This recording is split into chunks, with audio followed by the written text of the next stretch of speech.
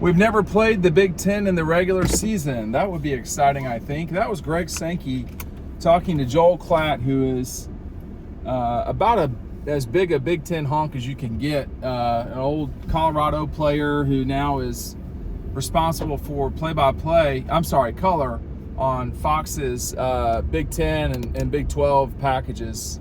And their biggest game, that's where Joel Klatt's going to call the game. But Joel Klatt was saying, well, why is the league playing teams like Mercer at the end of the season? He said, well, Greg Sankey says we start our conference play in week 2. So, what are you supposed to do?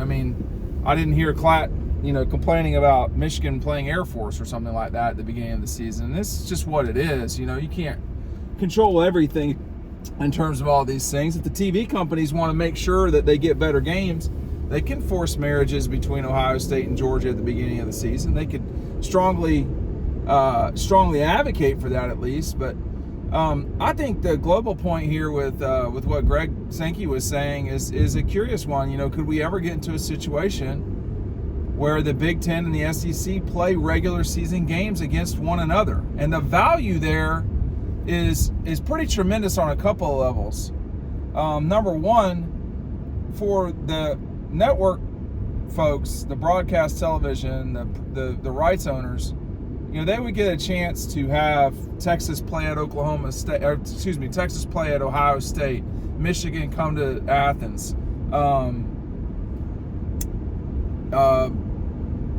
Indiana goes to Kentucky, which never happens in basketball anymore. You'd have Wisconsin play at Auburn, Penn State, Auburn, we just saw that. Penn State, Tennessee. So there's a lot of matchups that you could get if you ever had that. I don't think Greg Sankey is suggesting that this is about to happen, but it would kind of be fun to see something like that at the beginning of a season, because you've got the playoff now. Just from my perspective and having done this for a while, and I see numbers on the back end, Georgia, Michigan, Georgia, Ohio State, that partly because of when they played, but I know even after they played, that game really turned people on in a way that Georgia Clemson didn't, in a way that Georgia Tech never could. So those are things. I don't think that we're going to see a scenario where you see week 1 every team in the SEC playing every team in the Big 12 in the Big 10. I don't think you're going to see USC go to Texas and Texas A&M go to UCLA, and then like I was saying earlier, Penn State come to Athens, or vice versa, Michigan State, Tennessee, or Michigan State, Kentucky. I don't think that would happen, but it would be a lot of fun. Make sure you're picking up our 2023 preview. You can get it with our 2020 our review. I'm sorry, I got this thing upside down. Busy driving.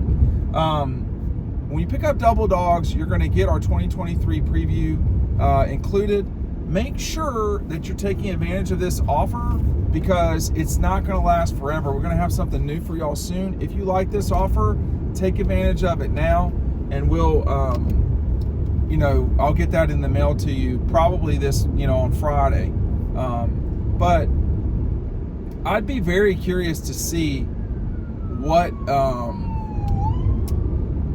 I would love to see that. I think just for me, in terms of content, as a college football viewer, it would be a lot of fun to digest week 1 of college football with some of these matchups we're talking about. Now, some of them are not great either. We've already seen Northwestern Vanderbilt. That happens. What would it be like for Minnesota to play Missouri? No one's going to care. So this is about big brands and all of that.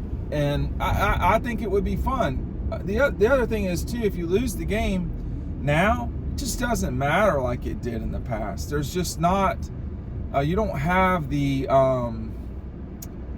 with the playoff, you can lose a game, possibly 2 if you win your league, and take it from there. So I don't think I mean, I know Greg Sankey right now is about on as top of the world as he can be. You've got, the last four national champions in the sport that's changing college athletics have come from his league.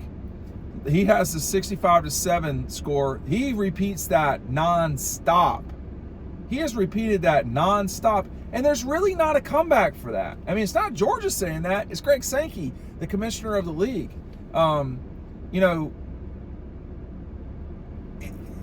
Looking backwards, it's kind of been a one-off if teams win the national championship and they're not from the SEC. I mean, it's been very odd. We've only seen one other program, Clemson, do it more than once. We've seen Georgia, we've seen Alabama, so I remember what's so funny too, back not that long ago, this is why Georgia winning the national championship was really so important for the program. This discussion of the SEC is just Alabama has pretty well been destroyed in the last 4 years. I mean, Alabama won the national championship in 2020. They did. That's going to go down as one of the all-time great teams that does not get recognition. I just mark my words on that. They didn't go 15-0 like Georgia and LSU and Clemson. They didn't, they did have to deal with a 10-game SEC league, which is, I can assure you, very difficult. But we can't make the argument that the SEC is Alabama and a lot of other good teams. It's a lot of good teams. It's a lot of elite teams. Again, LSU has won as many national championships as LSU since 2018. Georgia's won more. Ohio State's not won any. Michigan's not won any. Wisconsin, none. Michigan State. Penn State hasn't gotten to the playoff. These are not the same thing. The Big Ten is a great football conference. It's boring. It's not as much fun as the Pac-12. It's not as much fun as the ACC, to be honest with you. Just from my perspective. Fun. But it's a boring league. It's a boring league. I mean, at least the Big 12 and the Pac-12, you can count on just wild offenses. You got great offenses to some degree in the Big Ten with Ohio State for sure, but it's a boring league, I have to say. But it's probably, I mean, it's not probably, it is the second best league for sure. So,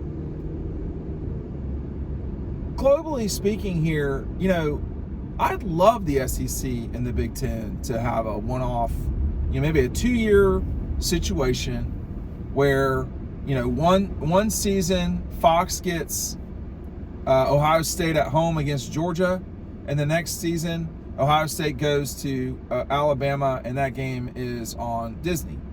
The season that Ohio State is hosting, that's the season that I'm screwing this up, but Georgia's at home 1 year against Michigan, and the next year they're on the road. I guess I said Ohio State, but you get my point. You could put Georgia, LSU, Alabama against Ohio State, Michigan, and Penn State, and then you could kind of take it from there. You could take the Gators and stick them with, Michigan State or Wisconsin. Or the problem is the SEC is so much damn more deeper than the Big Ten that you get real quick to Auburn, who is maybe number 7, 8, or 9 in the new league.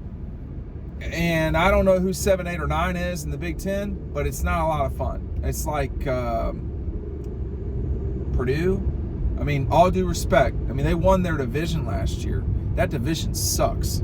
So I'd love to see, and that's what Greg Sankey's kind of laughing at underneath his breath is, oh yeah, I mean, it would be a lot of fun, because the Big Ten, make no mistake, would be very competitive at the top.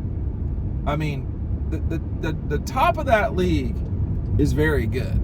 It is. And I do think that Wisconsin will become a top of the league team again in the Big Ten when Luke Fickell gets a hold of that whole thing and but they're never going to be sexy. Okay? They're never going to be sexy. he did do a pretty good job. I think that's an understatement, with a not very sexy team in Cincinnati. Got them to the playoff, really had them competing with Georgia just before losing that Peach Bowl game. So you could get that, but like for every time Auburn regresses, and I'm leaving out Oklahoma and Texas here. Like I'm leaving out Texas and Oklahoma, who are going to be a part of the league. And I'm leaving out SC and UCLA because it's hard to think like that, y'all. I mean, it's just a different.